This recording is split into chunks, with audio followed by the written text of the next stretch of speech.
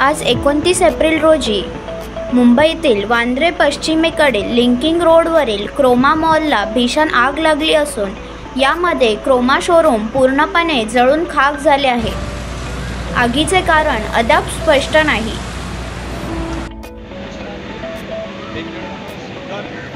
John